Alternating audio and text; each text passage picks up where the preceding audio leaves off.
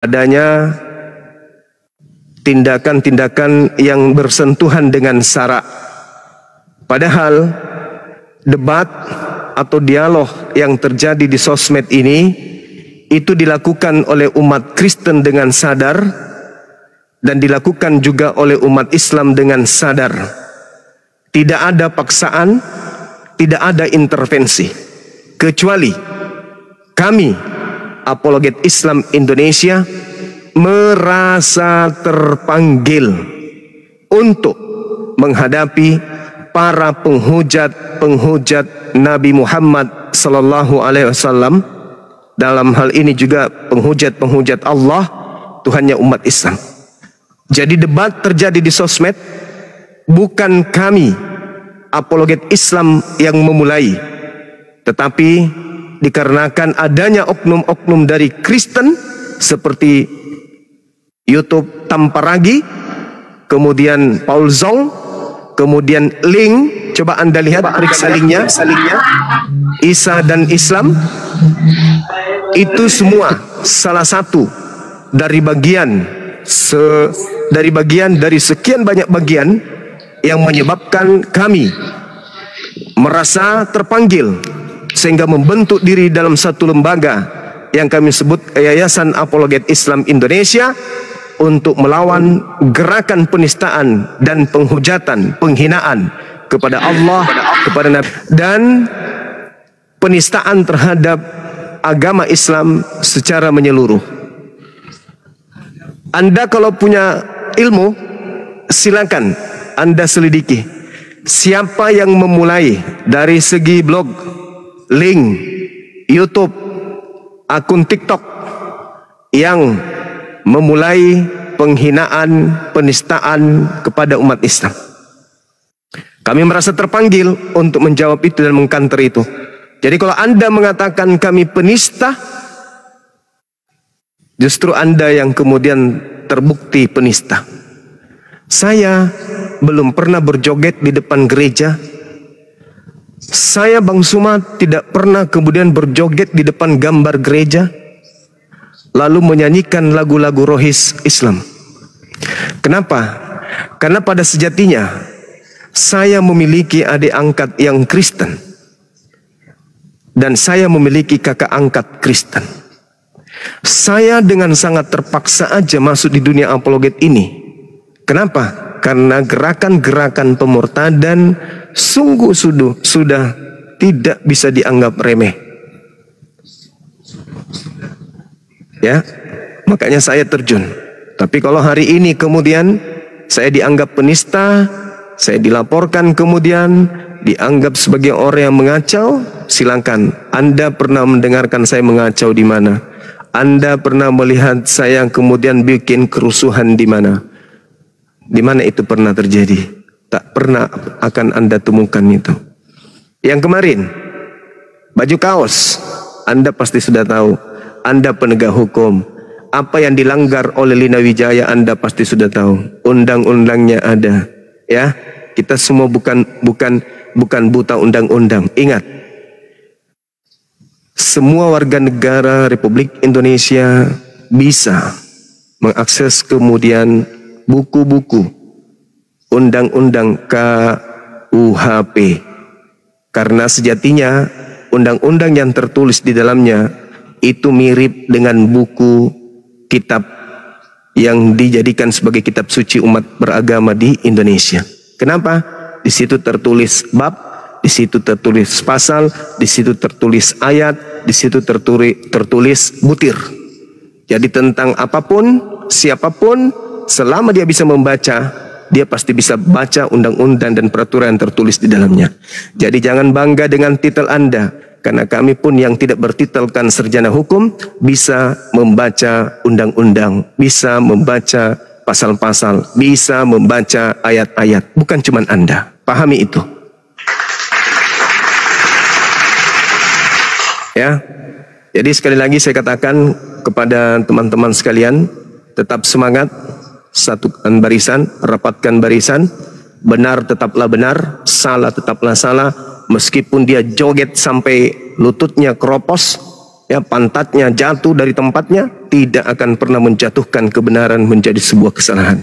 Begitu sebaliknya, kau mau mengaku sebagai anak gorila, anak setan, anak dewa, anak malaikat, atau apapun itu, kalau tetap salah, tetaplah salah. Paham itu? Silakan diambil alih sementara teman-teman sekalian. Kalau sudah ada teman-teman api Sulsel, silakan dinaikkan. Saya ingin memohon maaf langsung karena saya tidak bisa hadir di rapat mereka. Mereka sudah ramai di gunung ini. Maafkan saya teman-teman yang ada di api Sulawesi Selatan ya. Saya tidak bisa hadir. Minimal hasil keputusan rapat bisa Anda sampaikan ke divisi umum, karena divisi umum Apologet Islam Indonesia hadir bersama dengan teman-teman yang ada di api Sulsel. Beliau sebagai perpanjangan tangan api pusat untuk mendengarkan hasil pembicaraan teman-teman pada malam ini. Nah, silakan kepada divisi umum, mohon layani teman-teman kita, berikan apa yang mereka ingin nikmati, sajikan apa yang mereka inginkan, beri minuman yang memuaskan. Di situ banyak kemudian pohon nau di sana, ya, pohon tua banyak, ada yang belum bercampur dengan ragi, silakan dikasih itu. Kemudian kalau mereka ingin nginap di gunung, silakan fasilitasi mereka kamar.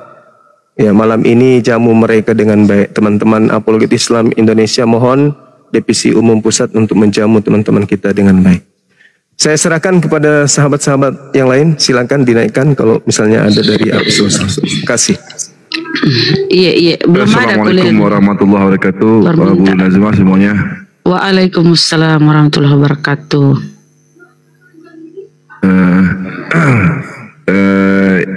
Ada permasalahan dikit dulu semuanya. Tadi siang saya dan Bang Hafiz Maulana difitnah oleh seseorang yang bernama Tristan. Ya, kemudian yang mengatakan bahwa kami mengata-ngatai Bang Zuma. Ini ada videonya sama saya, Bang Guru Nazma. Sabar, Datuk, Masya Allah. Ini saya lagi video call dengan Pendeta Yakub Sulustio. Oke, siap. Ini beliau, Pendeta Yakub Sulustio. Mantap, abangku. Gimana kabar Pak Pendeta? Masya Allah. Sehat, Bang? Ya, baik. Sehat.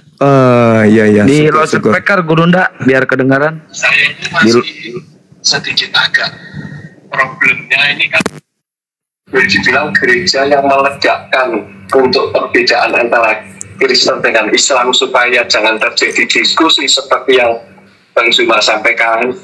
Itu kan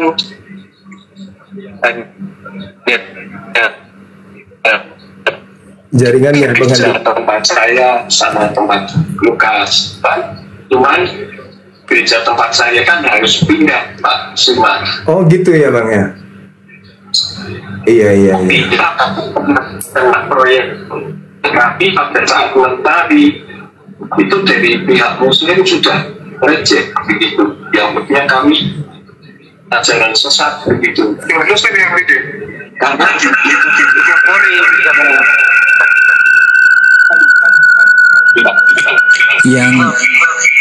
yang punya Bang Zuma di ini.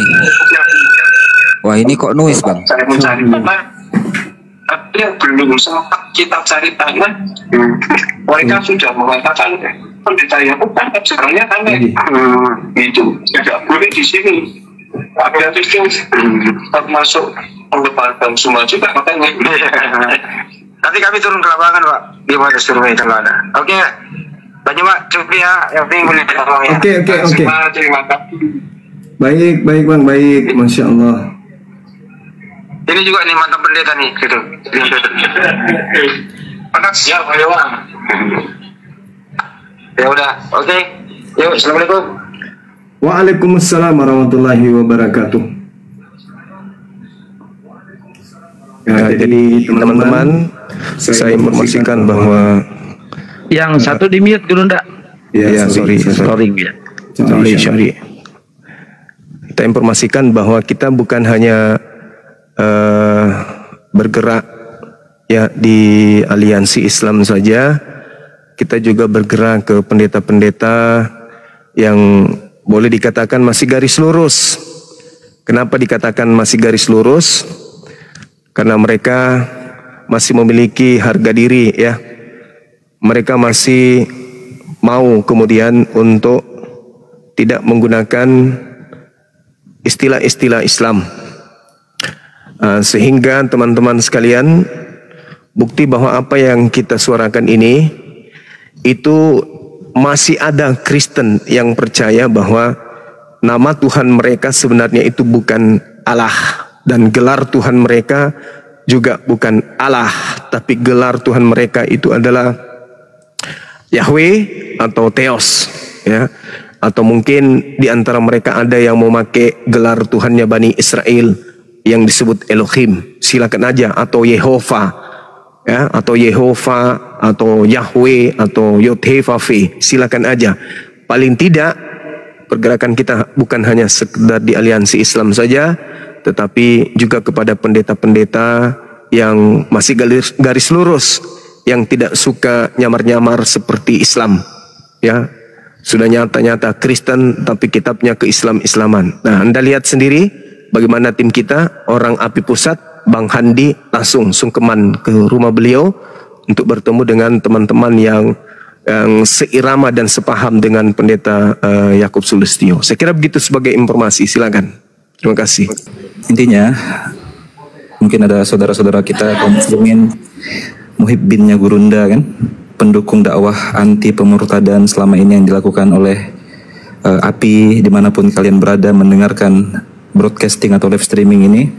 Kami ucapkan kepada kalian semua, jazakumullah khairan. Hanya Allah yang bisa membalas dengan yang lebih baik dari apa yang telah kalian lakukan selama ini. Baik itu hanya berupa doa, support dari bentuk komenan, support dari tap-tap layar, atau juga mungkin sumbangsih dalam bentuk infak, zakat dan sedekah untuk perjuangan yang dilakukan oleh para pejuang yang kalian lihat ada di sini. Mungkin diwakili oleh beberapa orang saja pada malam ini. Tentu panglima besar kita, jenderal kita yang ada di garis terdepan, yaitu the one and the only one, abang kita semua, Gurunda Bang Zuma. Hafidahullah, semoga Allah menjaga beliau selalu, Allah berikan kesehatan. Amin. Allah jaga dari berbagai macam upaya orang-orang yang tidak senang dan orang-orang kafir, orang-orang munafik yang ingin menjerat beliau atau ingin menyakiti beliau dengan berbagai macam konspirasi dan propaganda. Allahumma amin. Dan juga Bunda Rahma sebagai salah satu wanita Sri Kandi muslimah ada di garis terdepan juga. Ini menunjukkan bagaimana Islam itu, ini bagaimana Islam itu menunjukkan bahwa perjuangan itu bukan dipegang oleh tangan laki-laki saja. Bahkan ada orang-orang seibu rumah tangga yang mungkin umurnya jauh lebih tua, harus kita panggil ibu, bunda kepada beliau, tetapi terpanggil untuk terjun langsung mempertahankan akidah umat dari geronggongan, serangan, konspirasi, dan kejahatan-kejahatan keji orang-orang kafir yang kita tahu mereka adalah para misionaris, menghalalkan segala cara biadab, tidak manusiawi, licik bagaikan ular beludak sebagaimana perintah akidah mereka. Jadi inilah orang-orang yang harus kita jaga, saudara-saudara. Inilah orang-orang yang harus kita pertahankan dengan segala kemampuan kita. Mungkin saya tidak terlihat untuk naik dalam perdebatan, tetapi ketahuilah, tanpa rasa untuk menyombongkan atau menyanjung diri sendiri, saya juga berbuat dari belakang layar. Abangda Gurunda apa yang saya lakukan. Mudah-mudahan persatuan kita tetap terjaga. Ukhuwah itu adalah setengah dari kemenangan. Ya ayyuhalladzina amanu, Allah perintahkan kan dengan sebutan dan panggilan indah, wahai orang-orang beriman, berjihadlah di jalan Allah, berperanglah di jalan Allah dalam barisan yang satu komando, yaitu komando kita siapa? Komandan kita siapa? Tentu jenderal kita, panglima besar kita, Bang Zuma. Ketika kita berada dalam satu barisan, tidak terpecah belah, tidak saling sikut menyikut, apalagi ada kedengkian dan iri hati di dalamnya, insya Allah itu sudah setengah kemenangan di tangan kita. Tinggal kita lakukan ikhtiar-ikhtiar lainnya, diakhiri dengan tawakal kepada Allah. Insya Allah kebenaran dakwah ini tidak akan mampu dibendung, karena ini janji Allah. Idza jaa nasrullah wal fath. Maka ketika semua indikator-indikator kemenangan telah kita penuhi, percayalah akan datang nasrullah, pertolongan Allah, wal fath, dan kemenangan besar. Wa ra'aitan nas yadkhuluna fi dinillahi afwaja. Kalian akan melihat janji Allah itu, manusia berbondong-bondong menerima dan tunduk kepada ajaran Allah, tauhid, melalui wasilah antum semua. Antumlah yang akan menjadi asbab surah An-Nasr akan menjadi satu pemandangan yang kita lihat sebagai mukjizat kebenaran Al-Quran. Para ulama berpendapat itu adalah mukjizat terakhir dari Al-Quran yang akan dipenuhi oleh risalah Rasulullah. Ada yang berpendapat itu di eranya Imam Mahdi dan turunnya Nabi Isa. Ada yang berpendapat itu terjadi di setiap masa. Dan kita melihat bagaimana hari ini, bagaimana dengan kehadiran sosok Bang Zuma dan teman-teman yang mendukung beliau, setiap hari kita melihat berbondong-bondong orang melakukan syahadat offline dan online. Apakah itu bukan kenyataan yang tidak bisa kita katakan itu sebagai kebenaran janji Allah? Jadi teman-teman, saudara-saudaraku semua, tetap bersatu, tetap berikan dukungan, karena sekecil apapun dukungan Anda itu adalah bagian dari perjuangan yang dilakukan atau diwakili oleh Bang Zuma dan kawan-kawan. Termasuk hanya tap-tap layar ketika Bang Zuma sedang berdakwah, termasuk hanya share kepada para penonton, termasuk hanya membantu komen dalam bentuk support dan mengalahkan argumen musuh. Itu juga sumbangsih dalam jihad, karena dalam jihad tidak semuanya ditugaskan oleh Rasulullah sebagai prajurit perang. Rasulullah memilah-milih dalam setiap pertempuran. Ada yang menjadi pasukan panah, ada yang menjadi pasukan kuda, ada yang menjadi pasukan terdepan, ada yang menjadi panglima, ada yang menjadi prajurit biasa. Bahkan para wanita, para kaum muslimah, termasuk istri Rasulullah, menjadi tenaga medis. Bahkan ada yang hanya bertugas di dapur umum, tetapi dia tetap digelar mujahid fisabilillah. Jadi bukan bagian apa kita, tidak semua kita harus tampil seperti para kesatria kita di sini. Netizen atau dikenal dengan Bani Taiping, Anda juga mujahid, Anda juga seorang dai. Apapun sumbangsihmu, apapun bentuk dukunganmu terhadap API, Bang Zuma dan kawan-kawan sudah sangat bernilai, dan insya Allah tidak ada satu kebaikan kecuali Allah telah mencatatnya dan akan ada balasan yang nyata. Maka teman-teman, dari hati terdalam seorang fakir di hadapan Allah, seorang yang tidak ada apa-apanya dengan apa yang telah antum lakukan semua, saya berjanji kepada diri saya sendiri, Allah menyaksikannya, langit dan bumi mendengarnya, bahwa saya adalah bagian dari Bang Zuma, dan tidak akan pernah selama ini adalah perjuangan lillahi ta'ala. Sigma 411 atau kalian mengenal saya dengan nama Bang Ali, ada dalam barisan Bang Zuma. Masya Allah, Allahu Akbar. Allahu Akbar. Allahu Akbar. Jadi ultimatum sekali lagi terakhir mungkin dari saya, izin Bunda Rahma, Kang Kian Santang, Gurunda dan teman-teman semua, ada Kak Nora di sini, ada MBN, Api Jabar, dan seluruh sahabat-sahabat yang tidak bisa saya sebut satu persatu. Sebelum coba mencolek Bang Zuma, ingat nih, ada seorang psikopat, songong, sombong, bernama Sigma 411 yang harus kalian hadapi terlebih dahulu. Setelah kalian bisa menghadapi saya, baru sentuh dan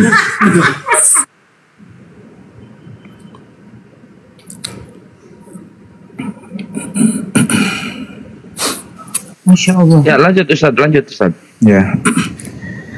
Jadi ultimatum terbuka ini. sampaikan kepada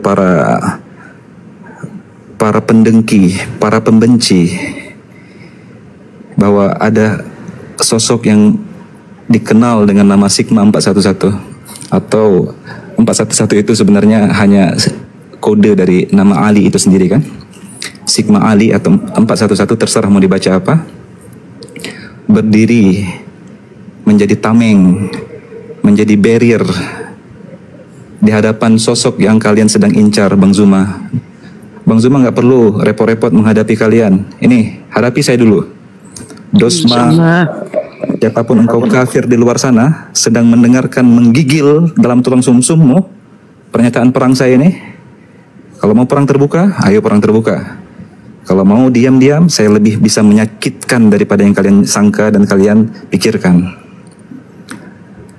Ini hanya permulaan, tetapi akan ada kejutan-kejutan lainnya yang akan segera membuat tidur kalian tidak nyenyak. Allah Subhanahu wa Ta'ala juga menyatakan perang kepada kalian dan bahkan mengejek kalian dengan ejekan yang sangat hina. Apa kata Allah?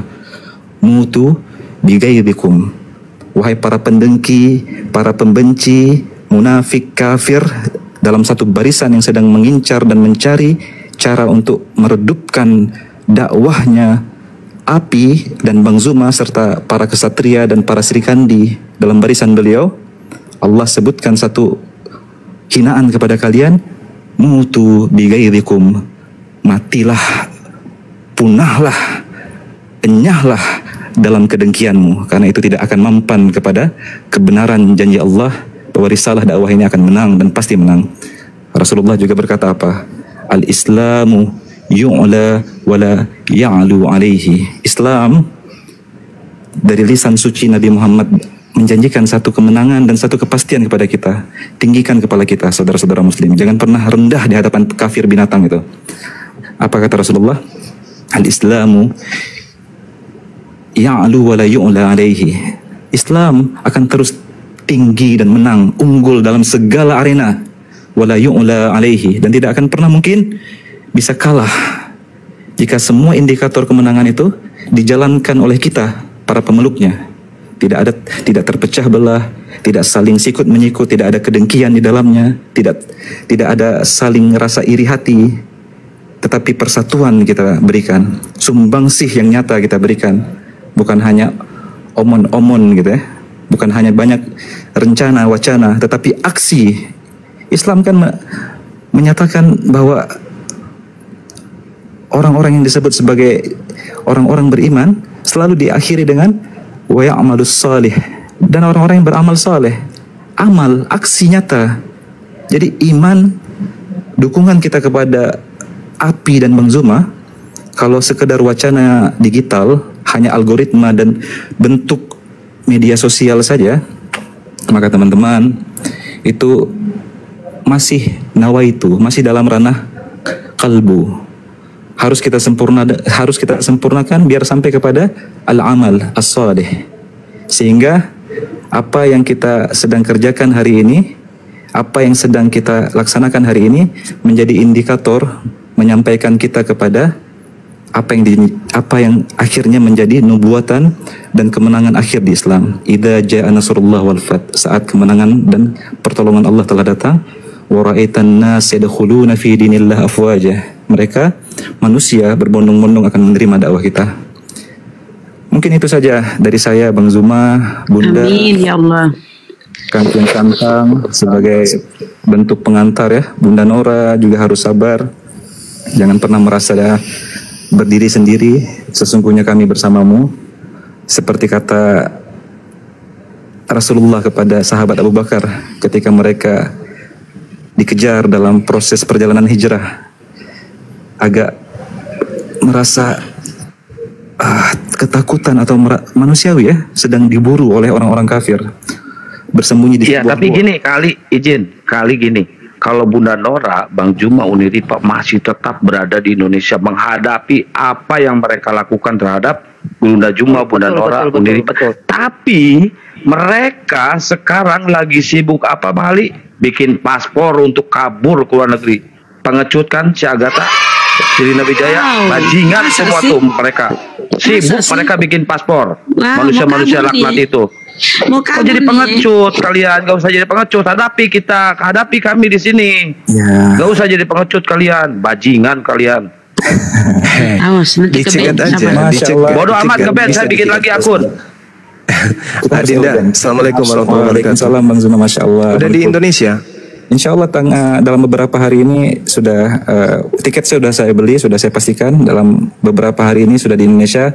Langsung saya pasang badan saya untuk berada di medan Masya terdepan. Allah. Allahu Akbar. Allahu Masya Allah. Akbar, Ustadku. Subhanallah, Masya Allah. Nah, teman-teman, sekaligus juga saya sampaikan bahwa teman-teman kita ini lagi di rumah Hobbit Bulangi, aliansi beberapa ormas Islam di Kota Makassar, yang sejatinya mereka ini adalah wakil dari beberapa perkumpulan yang akan mengambil tindakan insya Allah pelaporan hari Senin kepada penista penghujat Islam yang selama ini kita lihat betapa hebatnya mereka kemudian melakukan aksi penistaan, penghinaan kepada Rasulullah Muhammad SAW dan juga Allah terkait dengan fitnahan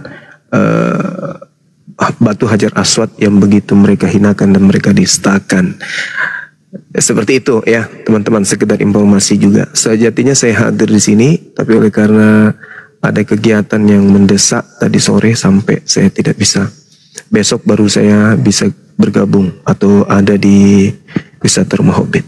Silakan diambil alih sementara, Masya Allah. Masya Allah, Masya Allah. Assalamualaikum warahmatullahi wabarakatuh. Waalaikumsalam warahmatullahi wabarakatuh. Kami dari Abdi Sulsel baru saja mengadakan koordinasi ya. Jadi ada sebagian teman kami udah pulang, Gurunda, barusan aja balik. Iya, soalnya di gunung jauh memang. Ya, cuma kita ini yang tinggal ini ya paling besok baru pulang lah. Mantap. Jadi tadi ini pertemuan kedua Gurunda, yang kemarin itu kan yang pertama yang di Warkop itu. Kami sudah berbicara, berembuk, kami siap siaga sesuai perintah satu komando. Allahu Akbar. Makassar siaga satu, mantap. Allah Akbar. Teman-teman ini FPI sudah ada informasi? Sudah besok Gurunda, aman. Oke, sip. Jamaah tablik insya Allah. Alhamdulillah, Allah Akbar. Masya Allah. Sampaikan salamku sama Ustadz Ardiansa.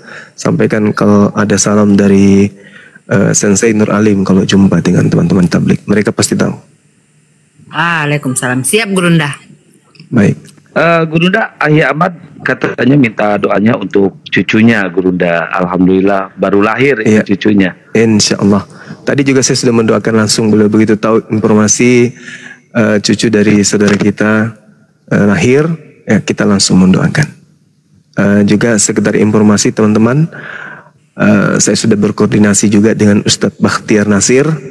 Beliau minta kami untuk ketemu di kediaman beliau.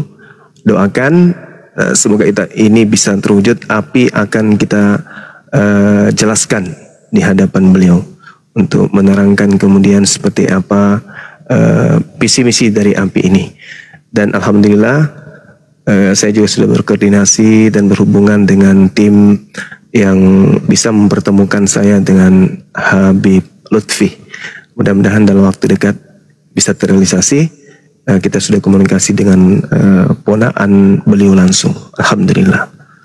Ini satu kesyukuran API Apologet Islam Indonesia bisa kemudian mendapatkan hikmah dari kejadian ini, bahwa insya Allah kita akan merapatkan barisan dengan penggawa-penggawa Islam yang ada di negara ini, supaya dengan mudah apa yang kita niatkan, yaitu menghindarkan umat Islam dari gerakan pemurtadan, itu bisa tercapai dengan baik. Umat Islam di Indonesia juga bersatu, amar ma'ruf nahi mungkar di bawah panji Apologet Islam Indonesia. Demikian sekedar informasi. Silakan. Saya dikecilin lagi nggak apa-apa. Mantap.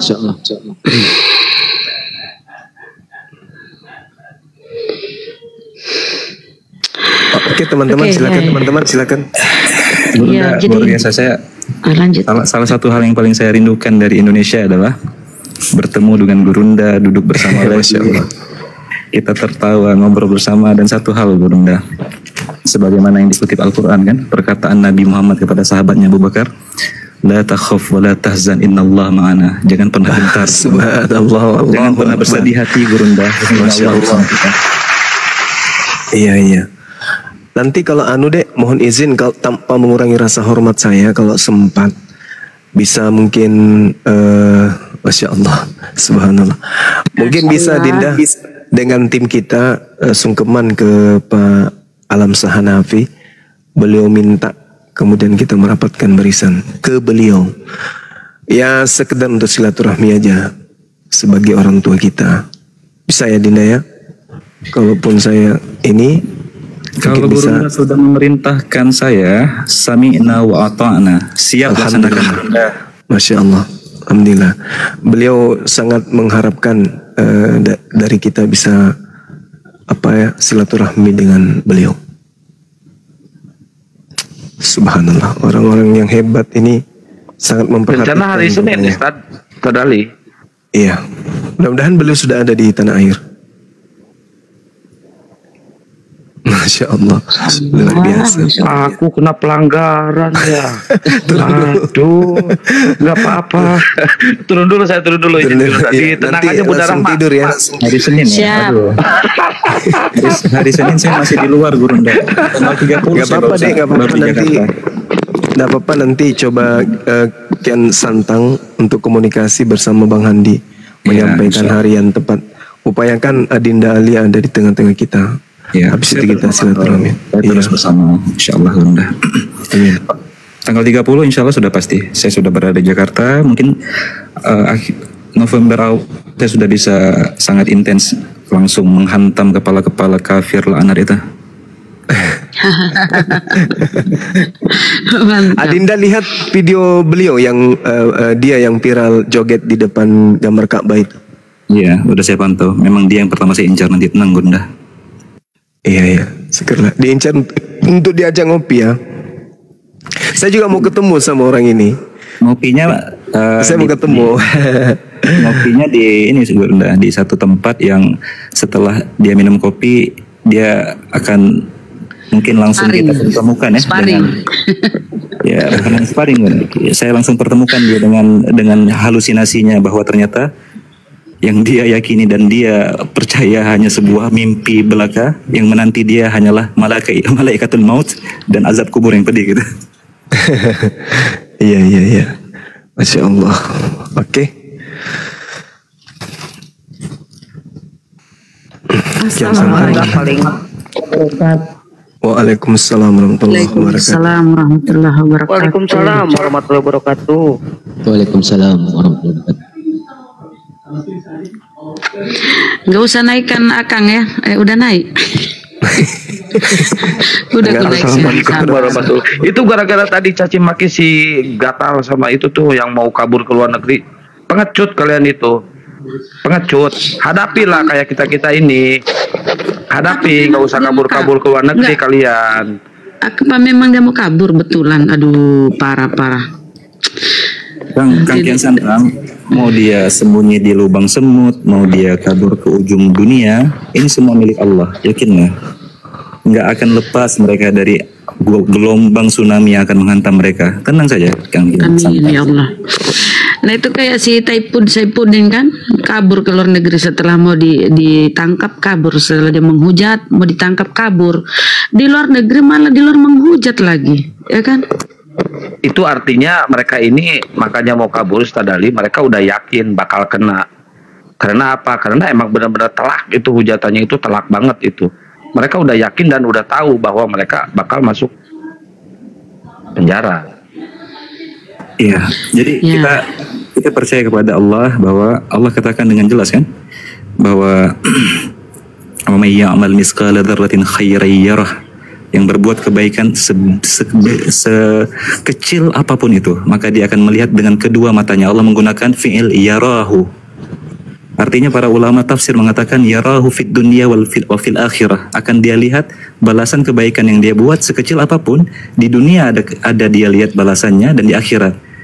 Ayat selanjutnya wa may ya'mal misqala dzarratin syarran yarahu, Begitu pula sebaliknya, hukum keseimbangan Allah ini, yang berbuat keburukan, apalagi kebiadaban dan pelaknatan dan kejahatan keji kepada ajaran suci Islam, akidah yang mulia ini, maka juga akan mereka dapatkan balasan dunia dan akhirat. Itu janji Allah, yarahu. Yarahu itu harus lihat dengan mata dunia dan mata akhirat. Artinya, ketika mereka masih merasa terlena, aman-aman saja, bisa lari, bisa sembunyi sebentar di Amerika, dimanapun itu, ini tetap bumi Allah, tetap berada dalam kekuasaan Allah. Dan Allah memberikan istidraj kepada beberapa orang agar ketika diazab dengan pedih, benar-benar pedih rasanya. Jadi kita yakini nggak akan meleset janji Allah ini. Pasti kena mereka semua. Apakah dengan tangan kita atau dengan tangan-tangan hamba Allah lainnya. Bismillah. Bismillah. Ada Uniripa di bawah. Mungkin saya turun dulu. Saya saja. Enggak, saya herannya begini Pak wabarakatuh, Burunda semua. Waalaikumsalam. Waalaikumsalam warahmatullahi Saya herannya begini Bang. Waktu buat pelaporan dia buat VT, ya kan? Menggertak dia buat VT, pengancaman dia buat VT. Terakhir saya lihat VT-nya, dia minta netizen memberikan alamat kita, alamat Uniriva, Bang Zuma dengan saya serta nomor WA kita. Saya bingung, saya pikir dia sudah pandai dengan bijak gitu loh Bang Zuma. Ternyata meminta juga dia kepada netizen untuk alamat kita dengan apa kita, Masya Allah. Ternyata gelar SH-nya ini kemana? Teknik bekicot itu pakai. Dia nggak tahu kalau kita ini orang belajar kejiwaan, belajar psikologi. Dari caramu bicara kita udah bisa menilai. Waalaikumsalam warahmatullahi wabarakatuh. Waalaikumsalam warahmatullahi wabarakatuh. Silakan lanjut dulu Bang. Ya jangan heran kalau kita menghadapi makhluk-makhluk yang sebenarnya kita malu untuk kita sebut mereka manusia ya. Karena Allah juga menyebutkan dalam Al-Quran kalbahaim balhum adhal. Mereka itu lebih hina daripada binatang ternak, bahkan lebih tersesat gitu. Jadi jangan pernah merasa itu kata kasar, itu kata-kata Tuhan kepada yang sedang kita hadapi teman-teman. Yang kita hadapi adalah binatang gitu. Jangan ragu katakan itu. Binatang yang memang tidak sempurna akalnya. Jadi ketika Bunda Nora menceritakan peristiwa tadi, saya hanya semakin membenarkan firman Allah yang kita hadapi ini binatang ternak, bahkan lebih hina.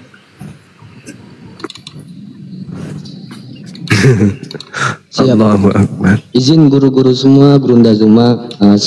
Saya MBN Ketua API Riau ingin menyampaikan juga Gurunda bahwasanya dari API Riau insya Allah akan membuat laporan, yaitu 2 orang, si Taufik dan Jerry alias Papa Jahat Indosiar, PPJ.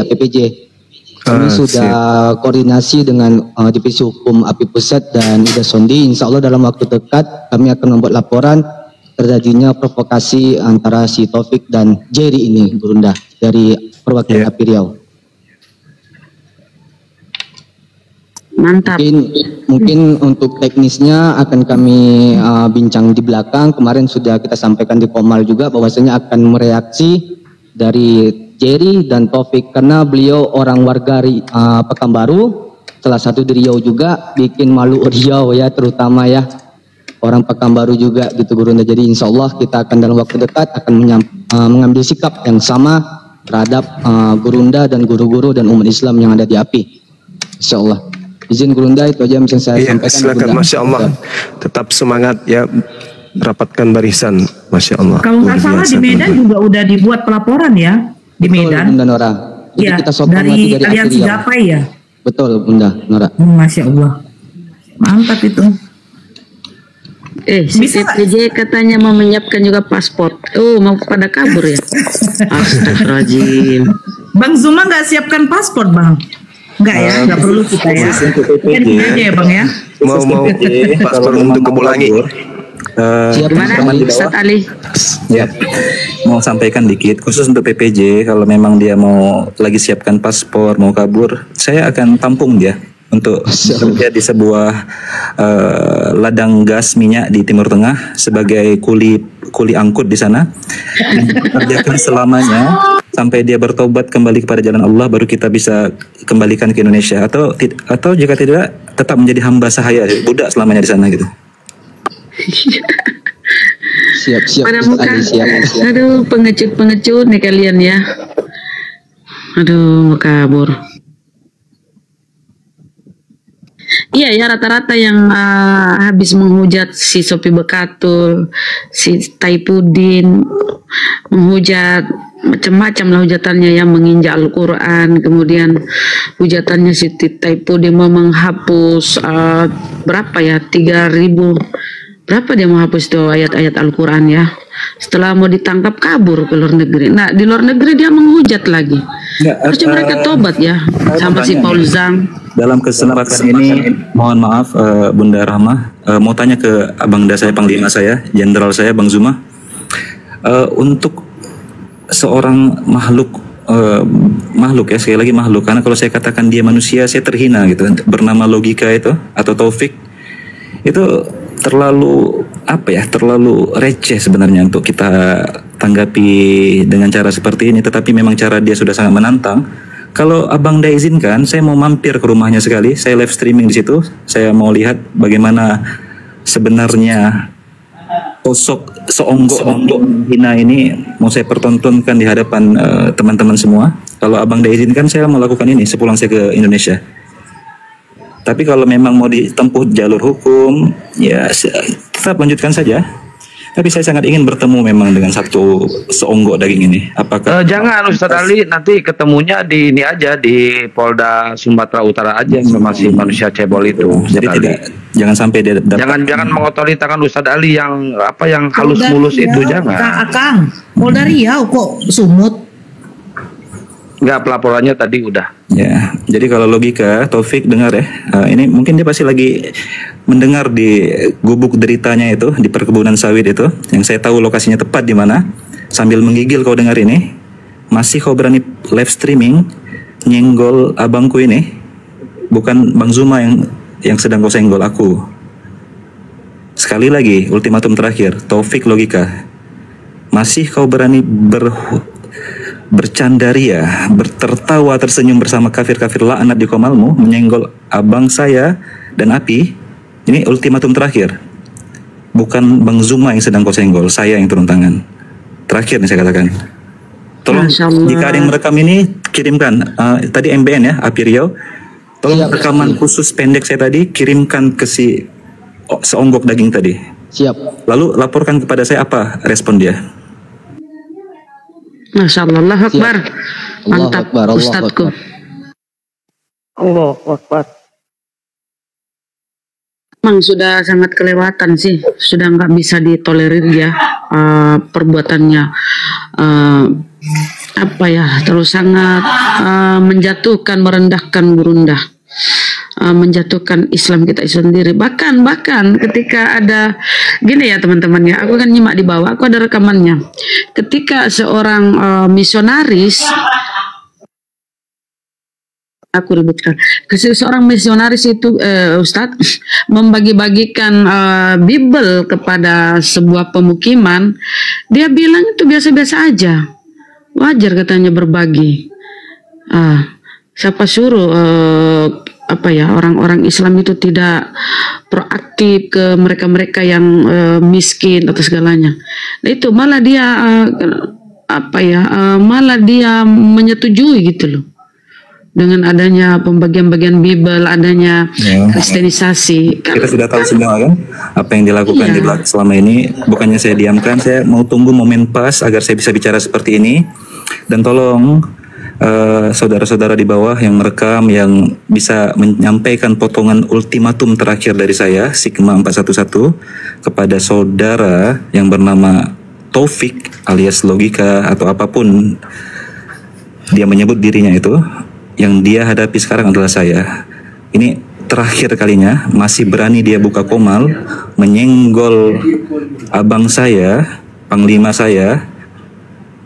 Bukan Api yang kau hadapi, saya yang akan datang menghantammu dengan keras sekali, lihat saja.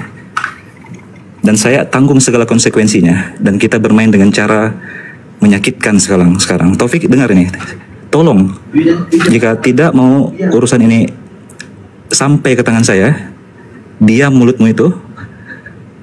Cukup sudah kami melihat pertontonan badut yang tidak berguna, hina, dan menghinakan dirimu sendiri di hadapan Allah. Berhenti sekarang. Kalau tidak, kita mainkan apa artinya sebuah kemarahan, ya Taufik. Tolong disampaikan kepada dia, saudara-saudara. Saya ingin melihat respon dia setelah ini. Berani nggak dia masih senggol? Bismillah. Masya Allah, Allahu Akbar. Masya Allah. Siap. Setuju, Ustadku, setuju. Betul, keterlaluan memang dia. Mana Bang Glenn?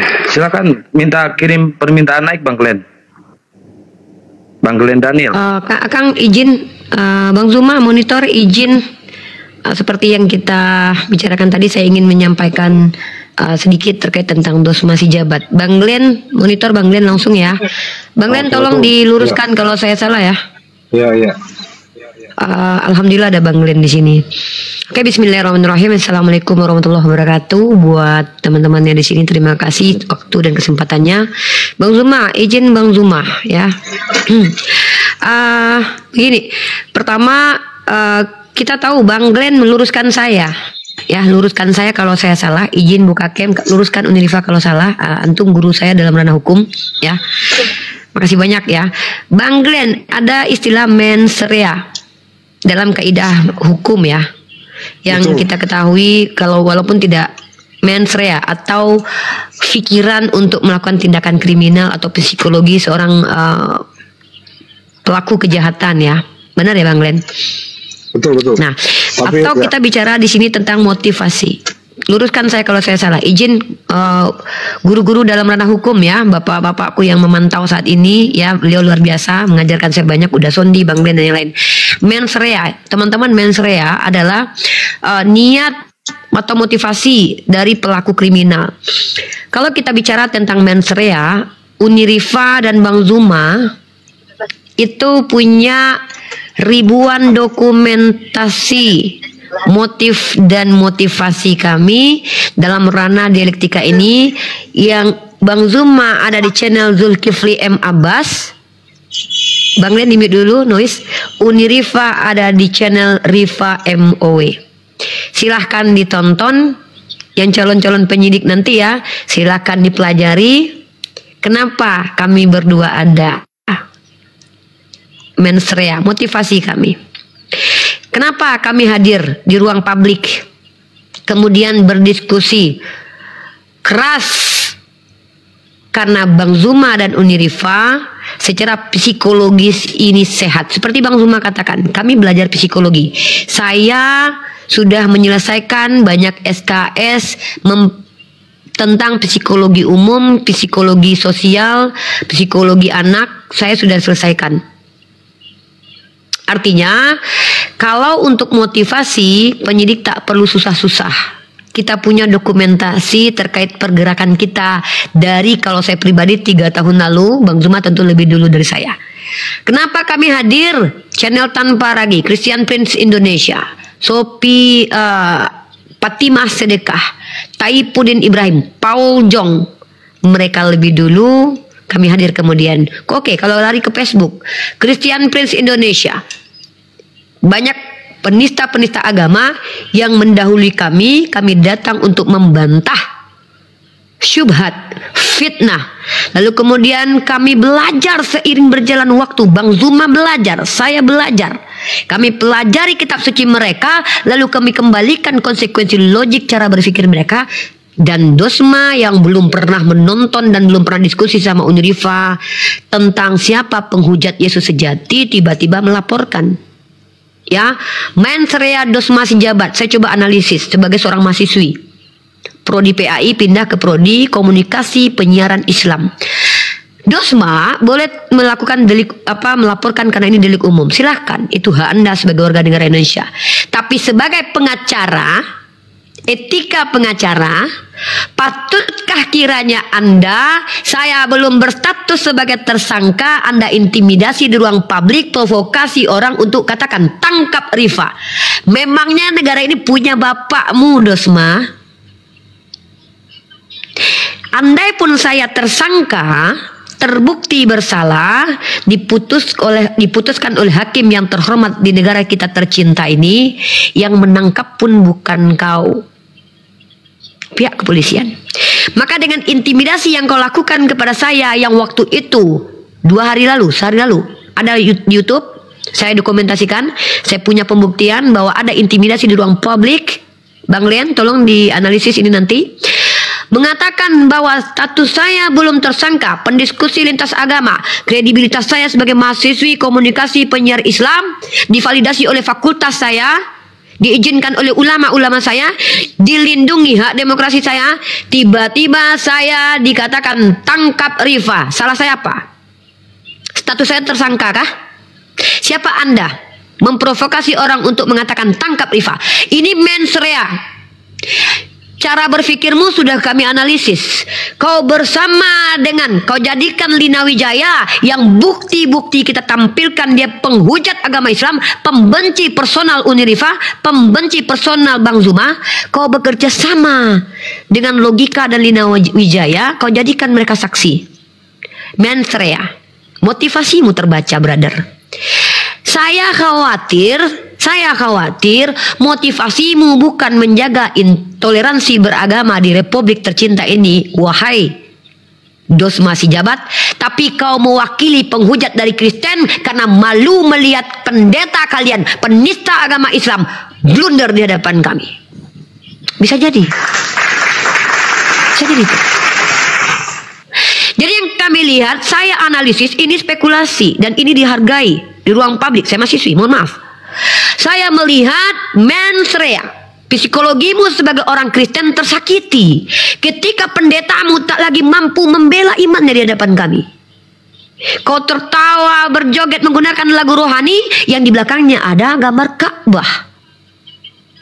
Ayo, mens rea, dos masih jabat. Kau mens rea. Motivasi itu kan terbaca, brother. Psikologi Unirifa, psikologi Bang Zuma, bertahun-tahun bisa dilihat bagaimana jejak rekam Unirifa dari seorang ibu rumah tangga hadir ke ruang publik membantah perempuan yang sudah mati bernama Utiwati Manet sebelumnya mengijak Al-Quran. Kemudian saya masuk ke Fakultas Umkla. Untuk apa saya masuk Fakultas Umkla? Umur sudah 35 tahun. Apakah akan jadi PNS, ASN? Maaf. Saya belajar di Umkla untuk mendapatkan kredibilitas mengajarkan kalian kaum kafir yang menista agama saya. Saya pindah mencari prodi yang lebih tepat, komunikasi penyiar Islam, yang mana ada mata kuliah kristologinya. Saya berhak membantah syubhat kalian, mengajarkan kalian mana Tuhan, mana manusia. Bang Zuma, apa kredibilitasnya? Sebagai seorang muslim yang melihat kalian bicara sembarangan tentang agama kami, jangankan Bang Zuma, Bunda Rama pun berhak. Perhatikan bagaimana kami menghadapi kalian. Kerasnya Unirifa dan Bang Zuma silahkan di cross check. Menghadapi siapa? Bayangkan Esra Soru di hadapan saya, pernah saya caci dia. Jadi kalian, Dosma, kau menggali kuburmu sendiri, brother. Justru saya ingin bertemu kau di pengadilan, membuktikan kepada seluruh alam siapa penghujat Yesus. Karena dalam Al-Quran jelas, wala tasubul ladzina yad'una min dunillah, jangan mencaci sembahan orang lain. Apa kata Allah saya kepada saya? La ikraha fiddin, tak ada paksaan dalam agama. Kalian menyembah celana dalam pun kami tidak urus. Tapi ketika kau bicara di ruang publik, kalian Kristen bicara di ruang publik, menginjili umat Islam, menjelaskan iman kalian, menyerang akidah kami, hei, hakku menjawab. Ketika aku katakan Trinitas seperti yang kalian laporkan, tanyakan kepada kawan-kawanmu yang menjelaskan kepada saya. Bahkan kupastikan kau pun akan menyetarakan Tuhanmu dengan kelamin. Agatha, apa kata Agatha? Videonya masih saya punya.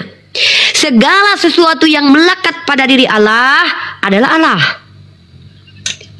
Konsekuensi logiknya, segala sesuatu yang melekat pada Yesus adalah Yesus.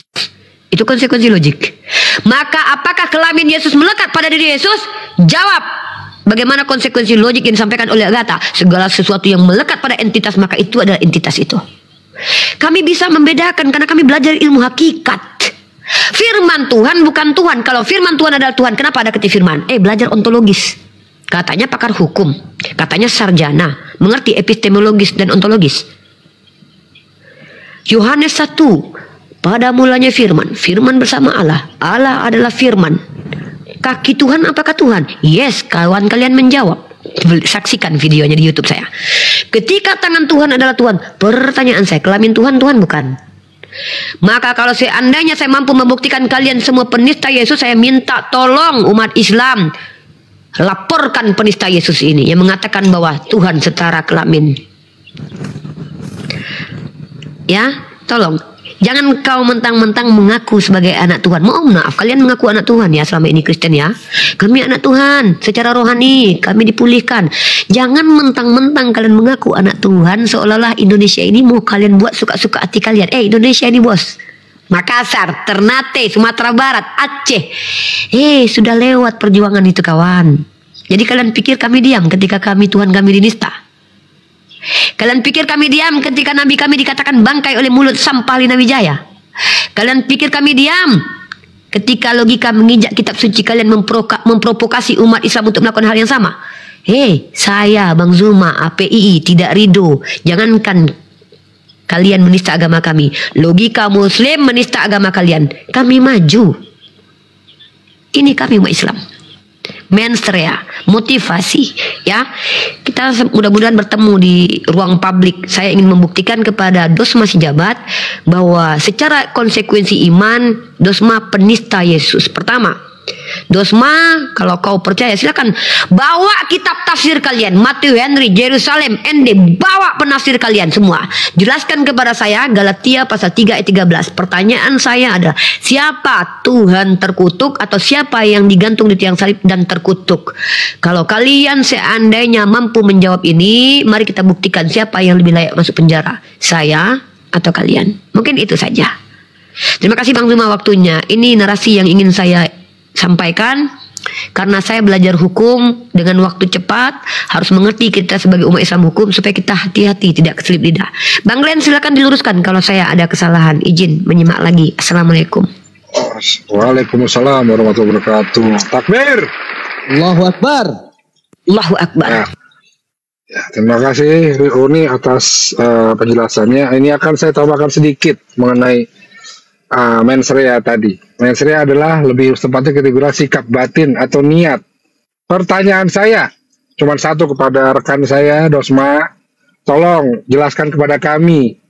Kalau memang betul mensrea atau niat Anda untuk menjaga kerukunan bangsa Indonesia, kenapa Anda menjadikan seseorang yang diduga menista agama kalian dijadikan saksi oleh kalian? Coba terangkan kepada saya. Ya. Bukti sudah tersebar, banyak orang sudah tahu apa yang dilakukan oleh yang bersangkutan tersebut. Sudah terbukti, ya banyak buktinya menyebar. Patut diduga dengan keras dia melakukan penistaan. Tetapi kenapa Anda tebang pilih? Kalau memang ingin menciptakan kerukunan di Indonesia, laporkan kedua belah pihak. Sebagai kita penegak hukum juga, pengacara. Ya, saya akan laporkan juga yang bersangkutan ini. Karena menista agama Kristen, walaupun dia ada saudara Muslim, tapi karena dia berpotensi merusak kerukunan Indonesia, maka akan kami laporkan juga. Itu satu. Kedua, jelaskan juga kepada kami niat Anda sebagai pelapor atau sebagai kuasa hukum pelapor untuk menyerang satu golongan tertentu. Ya, apa motif Anda? Apa yang Anda cari? Popularitas kah? Pundi-pundi kah? Apa yang Anda cari? Itu juga yang kedua saya tanya. Kalau memang betul mensrea atau niat Anda untuk menjaga kerukunan, ayo kita bersifat adil. Kalau perlu sama-sama kita melaporkan. Bagaimana? Anda terima undangan saya untuk sama-sama kita melaporkan penista agama Kristen? Ya, tolong terima undangan saya kalau memang betul niat Anda menjaga kerukunan. Bukan hanya menyerang satu golongan tertentu. Ya, sekian dari saya. Allahu Akbar, keren Bang Glenn. Subhanallah. Mungkin Gurunda ada yang mau disampaikan, silakan Gurunda. Untuk menanggapi yang dari Uniripa sama Bang Glenn, Manstrea. Iya teman-teman sekalian, jadi apa yang kita lihat ya, fenomena yang ada sekarang ini, saya sampai detik ini juga masih sepaham dengan Unirifa dalam satu poin yang terpenting, bahwa yang nampak di sini ketika saya menganalisa berdasarkan dengan ilmu kejiwaannya sebagai seorang pendidik, saya melihat apa yang dilakukan oleh saudara Dosma ini itu lebih kepada kebencian terhadap keadaan kekalahan para debater Kristen menghadapi pendebat-pendebat Islam. Nuansa kebencian itu sangat nampak ketika setiap postingannya, hampir setiap postingannya, setelah dia masuk ke ranah dunia apologet, itu selalu bernuansa Kristiani. Bahkan sampai kepada dia berjoget di depan gambar Ka'bah, di rumah seorang Muslim, dan di acara pengajian Islam. Bahkan dia ungkapkan kalau dia memang sedang berencana mendengarkan musik rohani Kristen. Artinya bahwa seruan-seruan dalam piti-piti beliau kepada anak-anak Tuhan, menurut beliau, ajakan beliau, itu sangat kuat indikasi dalam psikologi motorik, kekuatan daya pikir yang ada pada seseorang, menghantarkan lisannya dan tulisannya, bahkan gerakan tubuhnya itu menyuarakan adanya bentuk kemarahan, kekecewaan, keputusasaan terhadap keadaan yang ada. Apa itu? Dia melihat setiap kali debater Islam datang untuk menghujat akan digulung oleh debater Muslim. Dia melihat berbicara mengenai konsep Tuhan, dari Al-Quran kalah, dari Bible kalah. Membahas tentang kitab yang dianggap suci, dari Al-Quran kalah, dari Bible kalah. Berbicara mengenai keotentikan sebuah kitab, dari Quran kalah, dari Bible kalah. Berbicara mengenai tradisi penyampaian wahyu, dari Al-Quran kalah, dari Bible kalah. Dari ajaran, konsep, akidah, tatanan, ibadah, syariat, muamalah, hubungan dengan Tuhan dan hubungan kepada manusia, Al-Quran kalah, dari Al-Quran dia kalah, mereka kalah, dari Bible mereka kalah. Dari apa lagi? Dari kekompakan umat Islam, kompak, Kristen satu sama lain ribut menentukan Yesus ini statusnya Tuhan, utusan, ya, 3 in 1, Trinitas, Tritunggal, apalagi oneness dan seterusnya. Semua medan perang yang kita adakan, baik itu secara spontan, direncanakan, 1 lawan 1, 1 lawan 2, bahkan 1 lawan 1 komal, Bang Suma selalu memenangkan pertarungan di markas komal-komal Kristen. Sakit,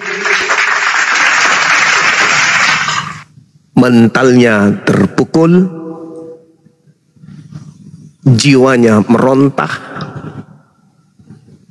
tidak ada keenakan yang bisa dia alami, yang bisa dia kecam, baik mata, kuping, perasaan, pikiran, ketika melihat bagaimana anak-anak Theos terkapar menghadapi debater-debater Islam. Inilah penggerak utama sehingga dia tampil. Ratu Entok itu adalah hanya sesuatu dari sebagian kecil masalah internal dengan rekan bisnis. Tapi ketika kemudian Ratu Ento sedikit masuk ke dalam dunia apologet, seketika jadikan sebagai sasaran empuk. Ini bukti bahwa si Dosma ini, seperti yang diuraikan oleh adik saya Uniripa, dari segi penjiwaan, karakter, orang ini lagi guncang melihat keadaan debater-debater Kristen. Kekalahan yang dialami debater Kristen. Adapun yang merasa dirinya menang, itu karena menghujat. Seperti CP, Congorpedia, Kiamat. Mereka orang-orang ini adalah orang yang sembunyi di balik layar. Tidak seperti Bang Suma. Kemana-mana, disut, di bandara, disut, ke gunung, disut, open kamera, dan seterusnya. Sementara mereka, kita tidak tahu, hanya suara. Si CP, Sopiatul, kemudian siapa lagi? Congorpedia, Widara, dan banyak lagi penghujat-penghujat Islam. Hanya seperti itu yang mereka punya pasukan penghujat yang hanya modal liur, yang sedikit pun tidak bisa menyentuh kebenaran Al-Quran. Membaca Al-Quran aja nggak bisa, ya kan? Hanya mereka pasukan-pasukan kayak begitu, yang hancur lebur dilululantakkan hanya oleh beberapa orang pendebat. Coba kita lihat. Jadi apa yang dialami oleh si Dosma ini bukan murni untuk membela supaya tidak ada kisru, supaya tidak ada kericuhan, supaya tidak ada kemudian pertengkaran bernuansa sara dan seterusnya. Bukan. Tapi semata-mata betul seakan-akan diduga dia mewakili para penghujat Islam. Apa buktinya? Yang menginjak Bible justru dijadikan saksi. Mustahile seorang yang mengerti hukum, apalagi yang mengecam pendidikan hukum, tidak mengerti, tidak paham ya keputusan dua menteri, Menteri Agama dan Menteri Dalam Negeri terkait apa yang tertuang di pasal 4 di undang-undang di peraturan nomor 1 tahun 1979 tersebut. Tidak boleh menyebarkan selebaran, atribut, simbol-simbol, baik itu berupa kertas, kaos, baju atau apapun itu kepada orang yang sudah beragama. Mustahile orang yang mirip-mirip seperti Luga Tambunan ini tidak paham itu. Tapi apa? Justru dijadikan sebagai saksi. Ini bukti bahwa sebenarnya si Dosma ini mewakili para penghujat Islam di Indonesia ini. Itu yang ingin saya katakan. Si Dosma bukanlah seorang pengacara yang tulus murni, ya, bukan. Dia lebih cenderung dikatakan pembela para penghujat. Bukan. Apa yang dipertontonkan selama ini sejak ada kasus yang dia laporkan sendiri, semuanya bernuansa Kristiani. Dia seakan-akan menonjolkan kekristenannya setelah dia melaporkan pendebat Islam. Apa itu maksudnya? Wahai pendebat-pendebat Kristen, tidak usah khawatir kalian. Tengok lawanmu sudah kulaporkan. Wahai pendebat-pendebat Kristenku, gaungkan terus, kalahkan mereka. Engkau ada anak-anak Theos, kalahkan mereka. Itu yang saya baca, itu yang saya lihat. Karena dalam hal ini saya yang terlapor. Yang saya lihat dalam pergerakan beliau itu tidak murni, melainkan seibarat dia sedang mewakili pendebat yang menista agama Islam. Penghujat penista agama Islam. Seperti itu teman-teman. Bang Andi kok di sini Bang Andi? Ada PR-nya Bang Andi, gimana Bang Andi? Siapa yang mewakili Bang Andi ke sana pertemuan dengan FBR? Aduh, kacau ini. Kacau. Keceplosan.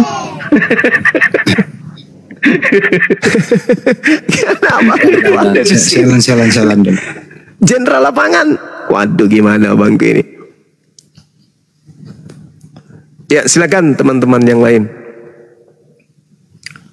Saya tambah sedikit boleh Bang? Ya, silakan abangku. Ya, gini. Jadi saya itu waktu masih di Kristen, saya tidak mengenal soal diskusi lintas agama. Saya hanya fokus belajar di Kekristenan. Tetapi memang sudah jalannya Allah. Saya masuk ke diskusi ini 1 bulan sebelum saya menyatakan saya mualaf. Ya. Masya Allah. Saya kemualafan saya ditemani oleh Rifa, ditemani oleh Bang Handi, ditemani oleh Bang Juma, Kodondi, oleh orang-orang yang menemani kemualafan saya. Tetapi yang bikin saya miris, kenapa seperti MKC, seperti Saifuddin, seperti Manubulu, Joshua Teu, malah membuat saya yakin saya harus meninggalkan Kristen. Tolonglah, tolong. Kalau memang kita menjaga kerukunan, jangan sekali-sekali kita menimbulkan kebencian.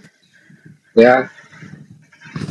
Jadi apa yang kalian lakukan di lintas agama ini malah membuat orang yang berpikiran tenang, yang berlogika meninggalkan Kristen. Karena ulah-ulah pendebat-pendebat yang tidak bertanggung jawab ini. Ya. Saya mualaf 2021. Saya mengenal Islam baru 3 tahun, baru belajar merangkak. Tapi setidaknya saya sudah mengenal Islam itu indah. Islam itu penuh ketenangan. Islam itu tidak akan pernah mengganggu duluan kalau tidak diganggu. Jadi kalau memang Anda betul pengacara, Anda mengerti namanya asas kausalitas, sebab akibat.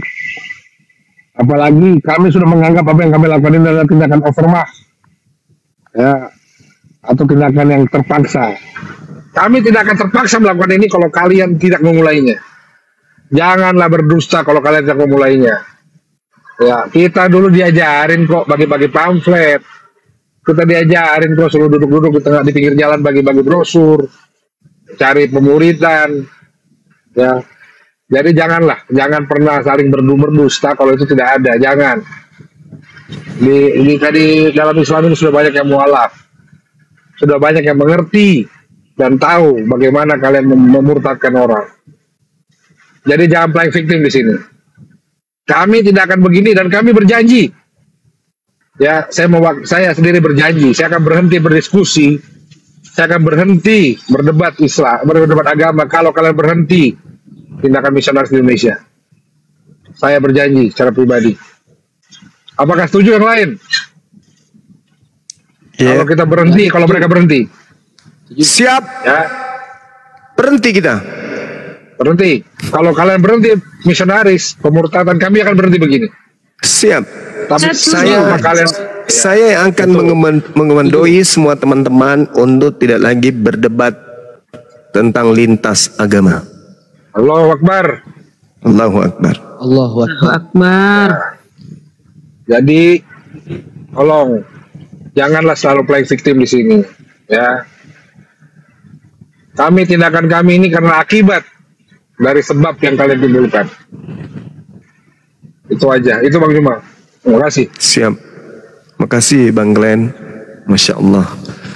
Seorang mu'alaf yang sangat luar biasa. Bang Glenn. Baru berapa tahun. Hebat. Masya Allah. Nih teman-teman semuanya. Kalau sudah mu'alaf kayak gini, pasti orientasinya itu lurus terus. Oke teman-teman, mungkin ada yang ingin disampaikan lagi yang lain. Waktu dan tempat disilakan. Bang Handi barangkali. Siap, izin Gurunda, saya ingin turun dulu. Ada panggilan dari pengurus API Riau, ingin membicarakan teknis-teknis untuk Kapolda Riau, insya Allah yang tadi saya sebutkan, Taufik dan Jerry, ya Gurunda semua izin. Ya Gurunda. Siap. Iya kan dia yang minta, dia selalu minta laporkan saya. Udah silakan kita siap, penuhi keinginannya. Ya. Kasihan kalau nggak dipenuhi. Siap. Izin semua guru-guru pamit. Assalamualaikum warahmatullahi wabarakatuh. Waalaikumsalam warahmatullahi wabarakatuh. Ini Bang Hani nggak ada capeknya dari bertemu dengan Pendeta Yakub Sulistyo, mutar lagi belum duduk, ada lagi perintah. Masya Allah Bang Handi. Mudah-mudahan antum sahid.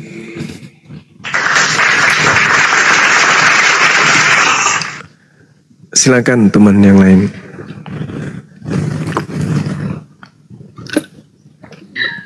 Oke. Kependo sudah masuk sesi kedua. Oh, lanjut. Ayah, lanjut. Tadi saya mengutip omongan dari Bang Zuma yang mengatakan hebat abangku juga Bang Glenn, Masya Allah mualaf ya kan, girohnya bangkit gitu. Tapi itu yang terkadang saya mirisnya juga abangku, ada segelintir dari umat muslim ya, yang mendm, mereka mengaku sebagai umat muslim tapi malu melihat kelakuan kita katanya. Yang berdebat begini, sementara katanya di dalam Islam tidak diperbolehkan untuk menghina atau menghujat sesembahan orang lain begitu, agama lain gitu. Tapi itulah, kalau saya membaca DM seperti itu ya Bang ya, saya sampai berpikir ya seperti yang dibilang abangku ini kan, dulu pernah abang bilang dia agama Islam tapi belum tentu dia seorang muslim, benar ya Bang ya, pernah seperti itu ya. Ya, jadi kadang kan setelah pelaporan ini saya sering komunikasi sama mama saya kan, sampai saya sering sharing, saya bertanya kenapa ya gitu, kita yang bukan Islam dari lahir, tapi kalau mendengar, jangankan mendengar hujatan kepada baginda Rasulullah saya gitu, Nabi saya, kepada anak saya saja ketika dikatakan binatang aja saya marah gitu loh. Nah, ini ada umat muslim yang mengaku, tapi ketika mendengarkan hujatan dari Kristen, ya selalu mengatakan ladinukun gitu loh. Jadi ya seperti yang dibilang abang tuh. Kenapa? Inilah, mungkin bukan sombong ya Bang ya, inilah perbedaan antara yang Islam dari lahir dengan yang mualaf gitu loh Bang. Sampai mereka mengatakan kamu mualaf, tapi kamu mualaf mempermalukan umat muslim. Saya selaku umat muslim malu melihat kamu. Saya jadi berpikir ini perlu dipertanyakan gitu loh. Ketika nabinya dihujat sama orang Kristen, jadi menurut kamu diam aja gitu, biasa saja, atau cukup mengatakan Allah saja nanti yang membalas. Nah, ini bagaimana gitu loh. Jadi itu saya teringat yang dibilang abang, dia agama Islam tapi belum tentu dia seorang muslim. Mantap sekali Bang. Sesuai itu omongan itu kepada orang yang saya maksud. Mungkin orang yang saya maksud ini ada di sini, yang mendm saya mengaku sebagai seorang muslim. Begitu Bang. Ya lanjut Bang. Izin, tadi saya cuma mau menambah yang itu aja Bang. Iya. Bunda Nora, izin. Bunda Nora, kalau ada yang nge-DM gitu lagi, Bunda Nora, minta alamat orang itu, nanti Bunda Nora kirim kain kapan ke orang itu. Kirim aja kain kapan. Ya, lanjut Bunda. Al-Quran itu tidak mungkin keliru. Ada orang zalim, ada orang munafik, itu ada dalam Al-Quran. Ada orang kafir, ada orang yang lalai, itu ada dalam Al-Quran. Siapa yang munafik ini? Bisa mereka yang bertitel berKTP Islam, bisa. Kalau kafir udah pasti di luar. Siapa orang zalim? Bisa jadi mereka juga yang berKTP Islam. Jadi kalau sudah berbicara mengenai akidah, Rasulullah Muhammad SAW itu mencontohkan contoh yang sangat bisa kita teladani. Apa itu? Cinta kepada muslim sesamanya umat muslim, sayang. Bagaimana dengan orang-orang kafir? Baginda Rasulullah Muhammad SAW juga santun kepada mereka. Rasulullah melindungi mereka. Rasulullah menyuarakan kemudian untuk menjaga hubungan baik dengan mereka.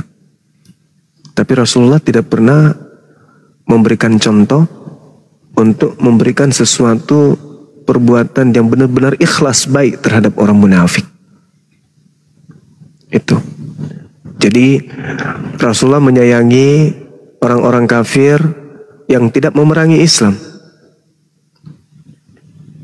Rasulullah tidak kemudian memberikan sesuatu pelajaran kepada umat Islam untuk membenci kepada siapapun yang tidak membenci Islam.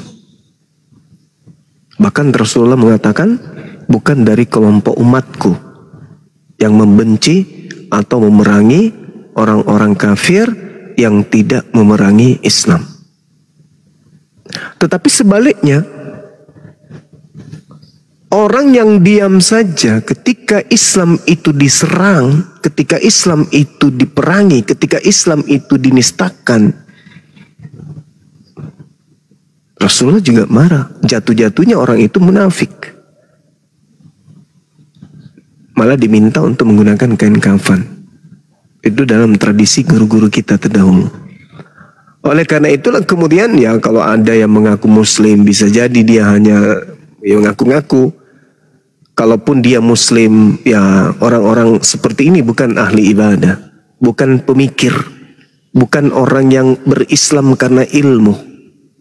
Pasti orang kayak begini, kalaupun dia hebat dalam kajian fikir, ya paling dia orang yang tarekatnya aneh, yang tidak bersanad. Artinya bahwa tidaklah mungkin orang itu belajar Quran dengan baik ketika Islam itu dinistakan, Islam diperangi, Islam kemudian dihujat terang-terangan, dinistakan Rasul dengan terang-terangan, Allah dihujat dengan terang-terangan, lalu kemudian hatinya tenang. Nggak mungkin. Nggak mungkin. Tidak mungkin. Orang yang benar-benar berislam dalam arti kata dia ibadah karena Allah, ikhlas karena Allah, bukan karena ria, dan tidak terlalu cinta kepada dunia, ketika agamanya disentuh sedikit pun pasti akan ada reaksi. Nah itu, jadi kalau ada yang kayak gitu, Dinda nggak usah dipeduli, diamin saja. Hati kita ini kecil. Hati kita ini kecil.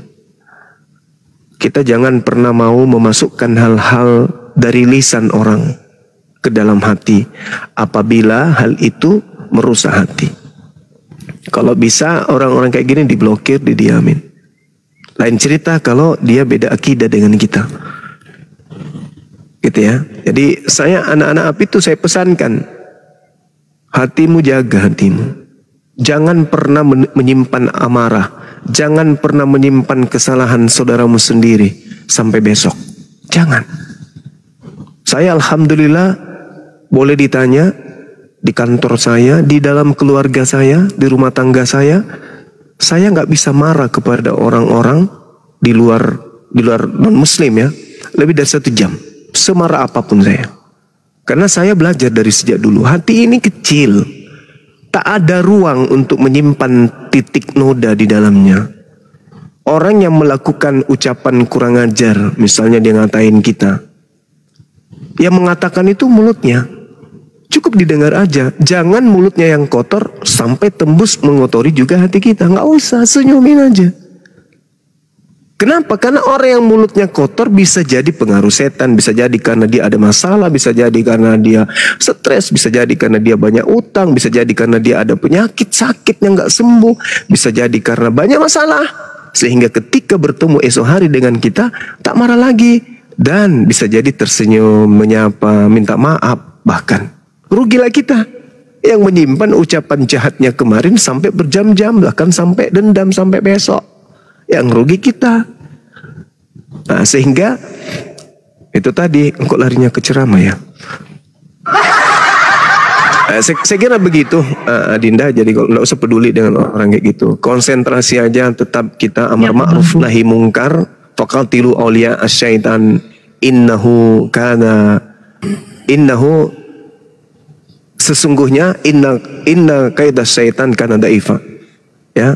bisikan setan itu lemah, godaan setan itu lemah. Yang membuatnya kuat adalah orang-orang yang menjadi saudara-saudara setan. Karena itu kata Allah, perangi mereka. Perangi dengan cara apa? Perangi dengan menyuarakan kebenaran Al-Quran, kebenaran Islam. Bukan dengan perangi angkat pedang, enggak. Bukan. Tetapi perangi dengan ilmu. Makanya kita diperintahkan ikra, ikra, ikra, ikra. Nah, sama yang dikatakan oleh sahabat kita, Bang Glenn. Kalau mereka sudah menghentikan misi kristenisasi, mereka mengembalikan istilah-istilah Al-Quran, tidak mereka gunakan lagi di Bible, tidak ada lagi hamilisasi, indomisasi. Lah, ngapain? Loh, dia mereka ini saudara-saudara kita. Mereka hidup di negara, tanah air yang sama. Kita menghirup oksigen yang sama. Duduk kita satu kamar, satu ruangan. Oksigen yang keluar dari lubang hidungnya, yang masuk tadi ke dalam perutnya, keluar lagi lewat mulutnya, itu juga yang kita hisap. Coba kalau ada pertandingan bola antara Indonesia dengan Australia, ya kan? Mau Kristen kita, mau Hindu kita, mau Buddha kita, pasti sama-sama kita mengiyakan Indonesia, Indonesia, Indonesia. Apa sebabnya? Karena petani menanam padi, menjualnya ke Kristen, menjualnya ke Islam. Kita makan padi yang sumbernya sama. Kita menghirup udara yang sumbernya sama. Jadi tidak perlu kita ribut. Islam tidak mengajarkan kemudian. Makanya Islam itu rahmatan lil alamin.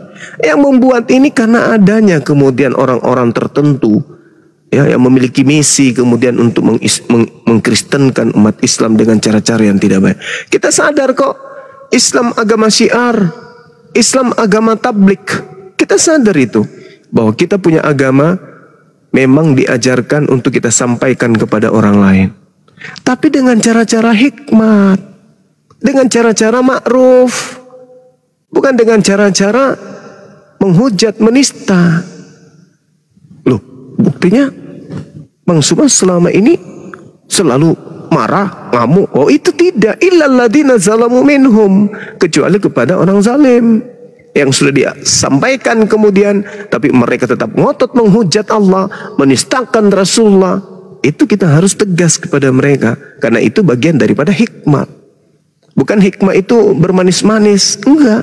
Hikmah itu tegas kepada yang harus ditegasin, keras kepada yang harus dikerasin, bahkan memerangi kepada siapa yang memerangi. Itu hikmah. Oleh karena itulah kemudian Islam sebagai agama syiar menyampaikan Islam itu. Tapi dengan cara apa? Wa qulil haqqu mir rabbikum, menyampaikan kebenaran dari Allah. Anda terima silakan, Anda tidak terima la ikraha fiddin. Nah, itu syiarnya Islam. Tapi kalau di sebelah tidak, segala upaya sampai dia menggunakan kopiah, menggunakan koko, menggunakan apa lagi?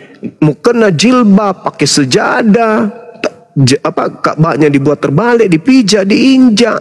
Ada gambar Ka'bah, mereka nyanyi-nyanyi lagu rohani Kristen. Apalagi banyak dari mereka membuat Bible bahasa Arab, padahal ini bukan tanah Arab, ini tanah Melayu, tapi bikin Arab. Supaya apa? Supaya bisa mengelabui orang yang kitabnya bahasa Arab. Tuhannya bukan Allah, tapi mereka sebut Allah. Nabinya, pembawa agamanya bukan Rasul, tapi disebut Rasul. Kitabnya bukan Alkitab, dan disebut Alkitab. Ini cerminan apa? Cerminan cara, apa itu? Kamuflase, bunglon. Identik dengan tipu muslihat atau akal bulus. Itu yang terjadi. Padahal sejatinya, ayo, mari seperti Islam. Hai teman-teman, ini Islam loh. Setiap hari sholat 5 waktu, kitabnya namanya Al-Quran, Tuhannya namanya Allah. Di dalam setahun ada yang namanya puasa Ramadan. Cara sholatnya seperti ini, wudhu dulu, takbir, diakhiri dengan salam. Itu yang kita sampaikan. Kalau mereka enggak, ini namanya Allah loh. Ini adalah pencipta langit dan bumi yang datang loh. Itu padahal yang dijual ini justru mengaku bukan, aku hanya utusan, tapi tidak, tetap aja dipaksakan. Ini adalah Alkitab loh. Padahal sudah disampaikan, tetap aja mengatakan, oh tidak, ini adalah Alkitab, EGP, pokoknya Alkitab. Di Islam enggak. Ini siapa namanya? Al-Quran. Al-Quran diterima oleh siapa? Nabi Muhammad. Diwahyukan melalui perantaran siapa? Roh Kudus. Nama Tuhannya Allah. Tak ada yang disembunyikan, semuanya lurus. Wa qulil haqqu min rabbikum. Allah menumpahkan semua kebenaran. Siapa yang mau beriman? Silakan. Yang tidak mau beriman silakan, tak ada paksaan. Tapi kalau mereka, jadikanlah semua bangsa menjadi muridku. Beritakanlah Injil kepada seluruh makhluk. Yang percaya baptis, yang tidak percaya akan dihukum. Jadi kalau diperintahkan jadikanlah, sama seperti Bunda Rahma nih. Tak kasih beras, perintah saya jadikan nasi. Apa yang dilakukan Bunda Rahma? Sebagai bawahan harus tunduk kepada perintah atasan. Cakupannya apa? Beras ini wajib hukumnya menjadi beras. Kalau tidak, berarti Bunda Rahma ingkar perintah. Ingkar perintah berarti Bunda Rahma salah dalam menjalankan hukum titah dari atasan. Tuhan memerintahkan, jadikan ini nasi. Tidak Anda jadikan nasi, berdosa. Kenapa? Karena ada perintah. Maka supaya ini bisa menjadi nasi, api tak ada, Anda menggunakan apa? Matahari. Panas matahari tak ada, apa yang Anda gunakan? Batu bara. Tak ada batu bara, apa yang Anda gunakan? Lilin. Tak ada lilin. Korek kayu. Tak ada korek kayu, apa yang Anda gunakan? Apapun, yang penting perintah Tuhanku bisa aku laksanakan. Apa itu? Jadikanlah beras ini menjadi nasi. Betul? Betul. Kapan Anda tidak menjadikan ini nasi, Anda berdosa karena melanggar perintah Tuhan. Supaya ini menjadi nasi, Bunda Rahma melakukan apa saja. Kalau perlu dia naik ke atas panci, ya, karena tak ada api, dia loncat-loncat di atas, sampainya beras itu meleleh menjadi tepung. Habis itu tepung sudah menjadi tepung karena dia belum bisa dimakan, diludahinnya karena ada air, diludahin, keringatnya dimasukin ke situ supaya bisa menjadi nasi. Semuanya akan dikerahkan, kekuatan apapun, perbuatan apapun, tingkah laku apapun, tindakan apapun dilakukan oleh Bunda Rahma untuk menjadikan beras ini menjadi nasi. Kenapa? Yang perintahkan Tuhan nih. Kalau tidak dilakukan bahaya. Dan kata Bang Suma, ajarlah mereka melakukan segala sesuatu yang kuperintahkan kepadamu. Bunda Rahma nggak berani untuk melanggar itu.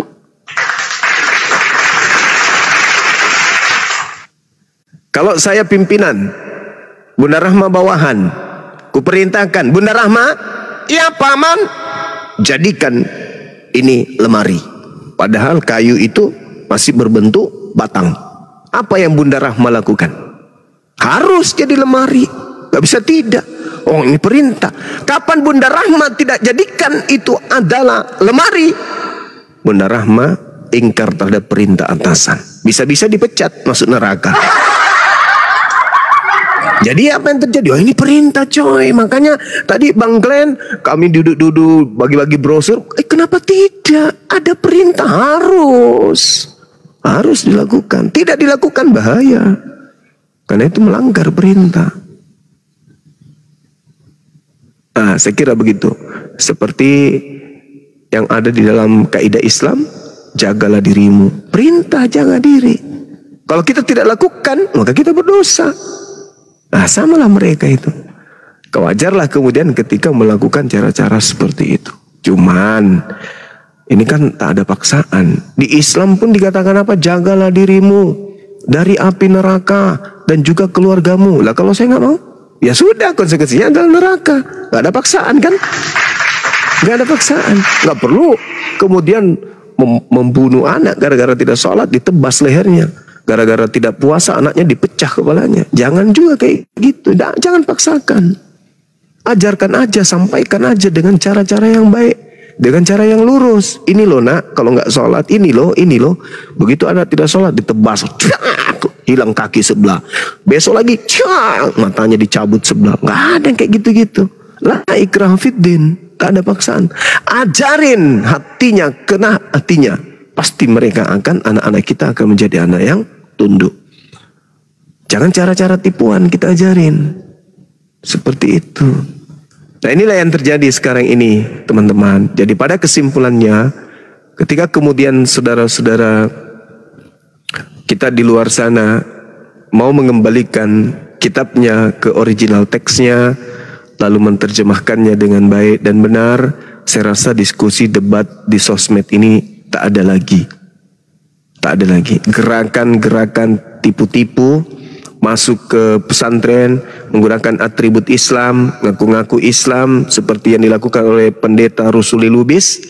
Saya rasa kalau hilang sudah yang kayak gini-gini, ya kita tak akan lagi berdebat, berdiskusi tentang agama. Kita bahas tentang agama kita saja.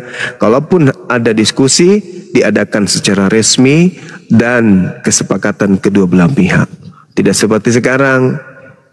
Dikarenakan apa? Ya karena itu. Mereka yang memasang diri untuk kita kaji. Mereka yang memasang diri untuk kita diskusikan. Kalau membahas tentang Al-Quran, silakan mari kita bahas Quran. Ada Kristen mau membahas tentang Al-Quran, kita siapkan untuk belajar Quran.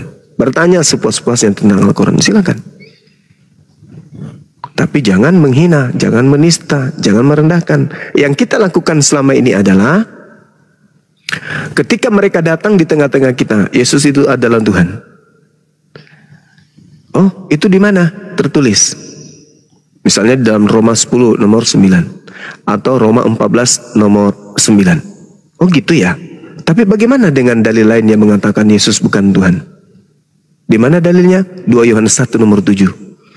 Barang siapa yang tidak mengaku bahwa Yesus datang sebagai manusia, maka dia adalah antikristus. Berarti kita ini mau mengaku manusia atau Tuhan? Bingung sendiri. Itulah yang terjadi. Emosi, marah karena dia argumentasinya dipatahkan oleh Bible sendiri.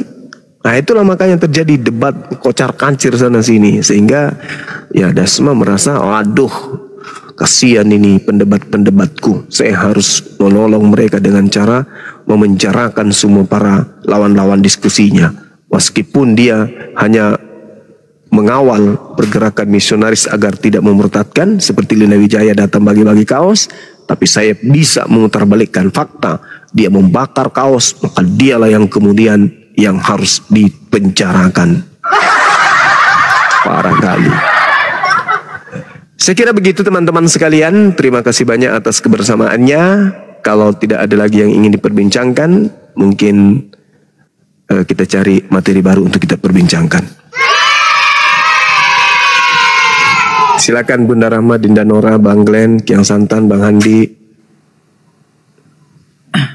Bang Zuma di mana, Bang? Sekarang saya di Makassar, deh. Kan lari-lari tempat saya, pindah-pindah. Besok saya ada di Kebumen. Sore ada di Padang, Sumatera. Maghribnya saya di Dubai. 3 jam kemudian saya di Singapura. Nah, besok pagi pasti saya di Thailand. Di Thailand mungkin 2 jam kemudian saya di Afrika Utara main golf di sana. 3 jam kemudian saya ada di mana? Di Burundi. Burundi main kelereng dengan presidennya. Habis itu balik lagi saya nantinya di Kairo, desa terpencil di Kairo itu namanya Desa Munte. Saya nanti di situ mungkin 2 jam 3 jam, habis beli daster pulang lagi sampai di Takalar. Takalar nanti di sana ngajarin kuda lomba lari kucing. Habis itu pindah lagi di Mamuju sana. Habis di Mamuju kembali lagi di Tarakan, Kalimantan. Habis di Kalimantan main sepak bola sebentar di sana, terbang ke Papua. Di Papua hanya sentil kupingnya Pak Bobom, hilang lagi saya nanti. Di mana terakhir? Di stadion. Nah, itulah hebatnya alat yang ya. Itulah Bang Glenn, alat yang digunakan kemudian oleh si Dosma ini sampai dia memfitnah saya pindah-pindah tempat. Iya Bang, di mana kita lari Bang? Saya Jangan lari pindah-pindah ke tempat. Nora, Riva katanya. Dan dia katakan begini, Suma dan teman-temannya ini suka ganti-ganti HP. Besok saya menggunakan nomor HP saya pakai nomor KTP. Besoknya lagi saya pakai nomor kartu keluarga. Habis itu saya pakai lagi nomor telepon posyandu. Habis itu saya pakai nomor apa lagi? Nomor sertifikat tanah. Habis itu nanti saya pakai lagi nomor surat nikahnya